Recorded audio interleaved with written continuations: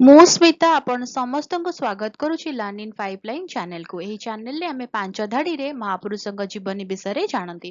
ଯେତେବେଳେ ପାଞ୍ଚ ଧାଡିରେ ଜାଣନ୍ତି ଅଧିକା ଜାଣିବାକୁ ଇଚ୍ଛା ହୁଏ। ଯଦି ଅଧିକା ଜାଣିବାକୁ ଇଚ୍ଛା ଅଛି କମେଣ୍ଟରେ ଜଣେଇବେ। ଆମେ କଣ କରିବା ନା 10 ଧାଡି 15 ଧାଡି ବା ଲମ୍ବା ଏସେ ମହାପୁରୁଷଙ୍କ ବିଷୟରେ ନେଇକି ଆସିବା। ତାହେଲେ ଆଜିର ଭିଡିଓରେ ଆମେ ଜାଣିବା ଆଉ ଜଣେ ମହାପୁରୁଷଙ୍କ ଜୀବନୀ ମାତ୍ର 5 ଧାଡିରେ।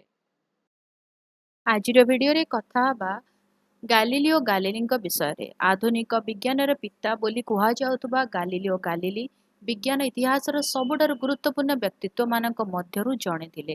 ସେ 15 ଫେବୃଆରୀ 1564 ମସିହାରେ ଇଟାଲୀରେ ଜନ୍ମଗ୍ରହଣ କରିଥିଲେ ଏବଂ ଯୁବାବସ୍ଥାରୁ ଗଣିତ ଏବଂ ପଦାର୍ଥ ବିଜ୍ଞାନରେ ତାଙ୍କର ଗଭୀର ଆଗ୍ରହ ଥିଲା।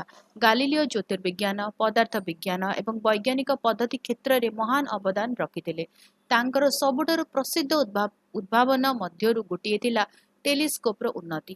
ଏହା ସହିତ ସେ ଚନ୍ଦ୍ରରେ ପର୍ବତ, ବୃହସ୍ପତିର ଚନ୍ଦ୍ର ଏବଂ ଶୁକ୍ରର ପର୍ଯ୍ୟାୟ ପର୍ଯ୍ୟବେକ୍ଷଣ କରିବାରେ ପ୍ରଥମ ବ୍ୟକ୍ତି ହୋଇଥିଲେ। ଏହି ଆବିଷ୍କାରଗୁଡ଼ିକ କୋପନିକସ୍ ଦ୍ୱାରା ପ୍ରସ୍ତାବିତ ସୂର୍ଯ୍ୟ କେନ୍ଦ୍ରିକ ତତ୍ତ୍ୱକୁ ସମର୍ଥନ କରିଥିଲେ। ଏହି ଧାରଣା ଯେ ପୃଥିବୀ ଏବଂ ଅନ୍ୟାନ୍ୟ ଗ୍ରହ ସୂର୍ଯ୍ୟ ଚାରିପାଖରେ ଘୂରେ। ତଥାପି ଏହି ବିଶ୍ୱାସ ସେତେବେଳେ ଚର୍ଚ୍ଚର ଶିକ୍ଷା ବିରୁଦ୍ଧରେ ଯାଇଥିଲା ଏବଂ ଗାଲିଲିଓ କଠୋର ବିରୋଧର ସମ୍ମୁଖୀନ ହୋଇଥିଲେ। ଜ୍ୟୋତିର୍ବିଜ୍ଞାନ ବ୍ୟତୀତ ଗାଲିଲିଓ ପଦାର୍ଥ ବିଜ୍ଞାନରେ ମଧ୍ୟ ଗୁରୁତ୍ୱପୂର୍ଣ୍ଣ ଅବଦାନ ଦେଇଥିଲେ। ସେ ଗତି ଏବଂ ଗୁରୁତ୍ୱାକର୍ଷଣ ଅଧ୍ୟୟନ କରିଥିଲେ, ପ୍ରମାଣ କରିଥିଲେ ଯେ ସମସ୍ତ ବସ୍ତୁ ସେମାନଙ୍କର ଓଜନ ନିର୍ବିଶେଷରେ ସମାନ ହାରରେ ପଡ଼ିଥାଏ। ତାଙ୍କ ପରୀକ୍ଷଣ ପରବର୍ତ୍ତୀ ବୈଜ୍ଞାନିକ ଅଧ୍ୟୟନ ପାଇଁ ମୂଳଦୁଆ ସ୍ଥାପନ କରିଥିଲା, ଯେଉଁଥିରେ ଆଇଜାକ୍ ନ୍ୟୁଟନ ମଧ୍ୟ ସାମିଲ ଥିଲେ। ତାଙ୍କ ବିଶ୍ୱାସ ପାଇଁ ଦଣ୍ଡିତ ଏବଂ ଗୃହବନ୍ଦୀ ହେବା ସତ୍ତ୍ୱେ ଗାଲିଲିଓ 1642 ମସିହାରେ ତାଙ୍କ ମୃତ୍ୟୁ ପର୍ଯ୍ୟନ୍ତ ଅଧ୍ୟୟନ ଏବଂ ଲେଖା ଜାରି ରଖିଥିଲେ।